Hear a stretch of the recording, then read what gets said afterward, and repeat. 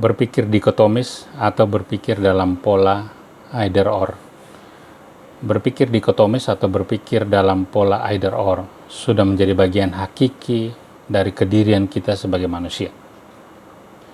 John Dewey, filsuf pragmatis Amerika Serikat, dalam bukunya berjudul Experience and Education yang terbit pada tahun 1938, menulis mengenai kecenderungan berpikir dikotomis manusia ini. John Dewey menulis, dan saya mengutip, "Manusia suka berpikir dalam pertentangan yang ekstrim.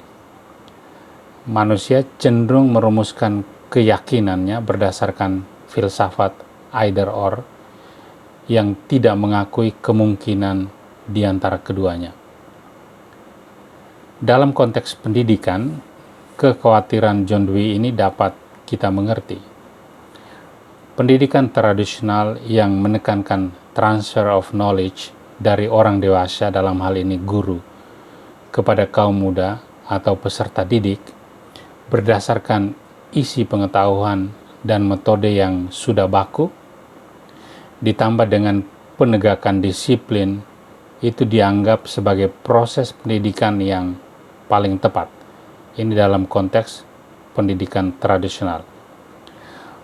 Pendidikan dalam cara demikian, dalam arti transfer of knowledge dan indoktrinasi pengetahuan dari orang dewasa kepada anak-anak, jika diikuti, maka akan memosisikan masyarakat sebagai orang terdidik. Jadi ada bagian tertentu masyarakat atau sebagian masyarakat sebagai kaum terdidik atau the learned man, dan orang-orang yang tidak terdidik atau unlearned man, orang-orang yang tidak mengakses pendidikan demikian. Nah, cara berpikir either or itu semakin menjadi tajam ketika kaum terdidik dianggap sebagai kelompok yang berbudaya atau civilized, sementara kelompok lainnya, masyarakat yang tidak mengakses pendidikan, kita anggap sebagai kelompok yang tidak berbudaya atau uncivilized. Baik rekan-rekan, konsekuensi sosial dari cara berpikir dikotomis either or dapat kita rasakan dalam banyak wilayah kehidupan publik kita, entah itu kehidupan politik, ekonomi, budaya, bahkan agama.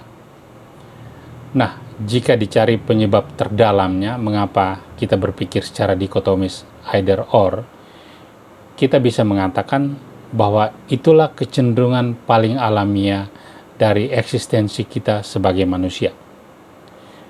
Peter Elbow dalam tulisannya berjudul The Uses of Binary Thinking, tulisan ini dapat teman-teman temukan dalam link yang saya berikan di video ini. Peter Elbow mengatakan secara tepat bahwa kecenderungan ini dapat dikembalikan kepada tradisi kuno umat manusia yang memang gencar berpikir dikotomis. Peter Elbow melihat bahwa cara berpikir dikotomis yang dipraktikkan oleh manusia pada zaman tradisional itu dilakukan terutama ketika mereka harus melakukan apa yang disebut sebagai framing isu. Jadi manusia pada waktu itu ketika berhadapan dengan isu tertentu, mereka berusaha untuk memframing isu tersebut supaya bisa dimengerti atau bisa difahami. Diakui atau tidak, setiap hari kita berhadapan dengan isu atau dengan fenomena, dan upaya framing itu perlu kita lakukan agar isu atau fenomena yang menampakkan diri kepada kita atau yang kita hadapi sehari-hari itu dapat kita mengerti.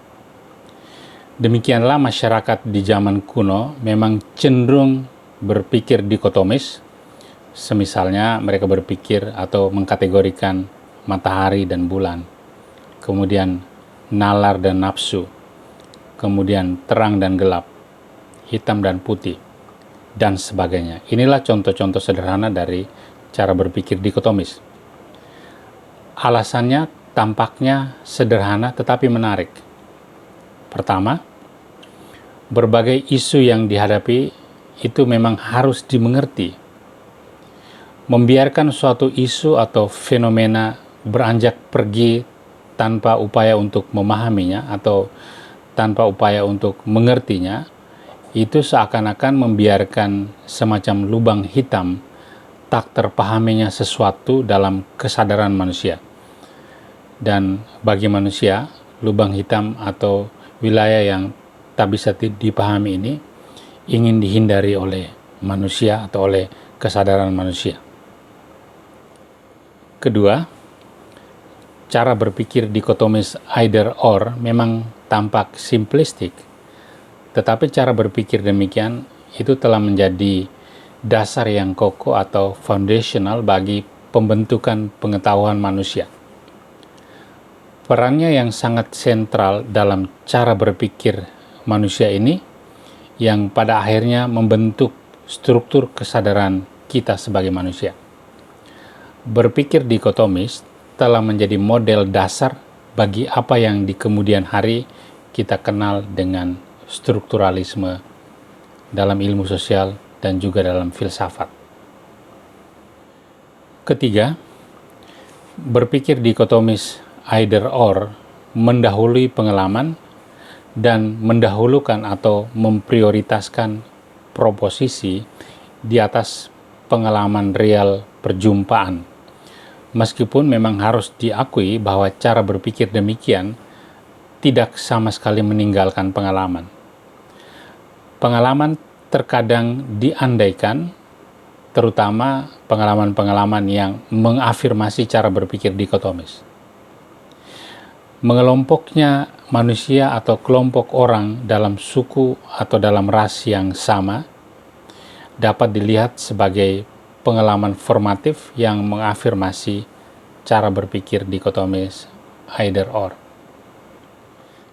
Teman-teman, jika kemudian kita berusaha untuk mengatasi atau melampaui cara berpikir dikotomis, acuan kita harusnya kepada watak atau karakter yang telah disebutkan, terutama 3 watak atau 3 karakter cara berpikir dikotomis yang sudah saya sebutkan sebelumnya. Menurut saya, lubang hitam atau ketakutan pikiran akan sesuatu yang tak terpahami, dan ini tadi saya mengatakan itu ingin dihindari oleh setiap manusia, sebenarnya adalah ketakutan yang berlebihan. Pengalaman perjumpaan dengan orang lain yang juga memiliki passion yang sama untuk memahami sesuatu, dalam hal ini memahami isu atau fenomena yang menampakkan diri kepada kesadaran kita, justru pengalaman perjumpaan ini membuka ruang bagi upaya untuk saling memperkaya pemahaman kita. Jadi kalau kita memiliki pemahaman dalam porsi tertentu, ketika kita berhadapan dengan orang lain yang juga sedang berusaha untuk memahami fenomena atau isu yang sama, justru pemahaman itu saling memperkaya.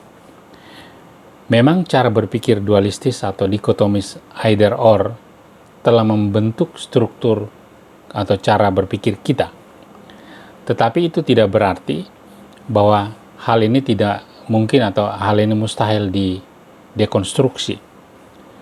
Struktur kesadaran kita akan realitas, akan fenomena, akan isu dalam keseharian kita justru menjadi lebih luas dan menjadi lebih kaya ketika akses terhadap informasi dan pengetahuan terus kita perluas, dan perjumpaan dengan orang lain yang sedang berusaha memahami fenomena justru menjadi kesempatan untuk memperluas wawasan atau memperluas pengetahuan kita. Dalam konteks membanjirnya informasi dan pengetahuan sebagaimana yang sedang kita hadapi sekarang, menurut saya berpikir dikotomis sebagai struktur kesadaran akan sulit untuk dipertahankan sebagai realitas yang sifatnya kekal dan abadi. Dengan kata lain, cara berpikir dikotomis memang sekarang sudah tidak laku lagi. Sekarang sudah saatnya harus kita dekonstruksi atau harus kita tinggalkan. Baik teman-teman, poin atau pesan filosofis yang mau saya sampaikan amatlah sederhana. Berpikir dikotomis itu tidak bisa kita hindari. Itu tadi saya mengatakan bagian dari eksistensi kita sebagai manusia. dia adalah, atau cara berpikir dikotomis adalah bentuk kesadaran manusia yang paling primordial. Tetapi sejalan dengan meluasnya pengalaman dan terbukanya kesempatan perjumpaan dengan orang lain atau dengan informasi lain yang tersedia di luar sana, maka berpikir dikotomis either or tampaknya sulit dipertahankan. Dengan kata lain, mempertahankan cara berpikir dikotomis either or itu hanya akan menegaskan posisi orang yang menolak perjumpaan, posisi orang yang tidak memberi ruang bagi masuknya informasi atau pengetahuan yang baru, atau memang orang yang menolak untuk berubah atau orang yang menolak untuk meninggalkan cara berpikir dikotomis either or adalah orang atau kelompok orang yang memang benar-benar ingin menutup diri dari kesempatan untuk terbuka kepada orang lain, terbuka kepada pengetahuan yang lain, menutup diri terhadap perjumpaan yang sebetulnya memperkaya pengetahuan kita masing-masing. Sayang sekali jika hal yang terakhir itu terjadi. Maksud saya adalah ada orang atau kelompok orang yang sama sekali menutup diri, sama sekali tidak mau meninggalkan cara berpikir dikotomis. Dan kalau itu terjadi, kita menyayangkan memang, karena kita sedang hidup di dalam komunitas, dalam masyarakat, di mana perjumpaan dengan orang lain atau keterbukaan terhadap pengetahuan dan informasi pengetahuan yang tersedia itu tidak bisa dihindari. Demikian kira-kira apa yang ingin saya jelaskan mengenai cara berpikir either or atau berpikir dikotomis. Semoga teman-teman bisa memetik makna dari cara berpikir demikian. Terima kasih.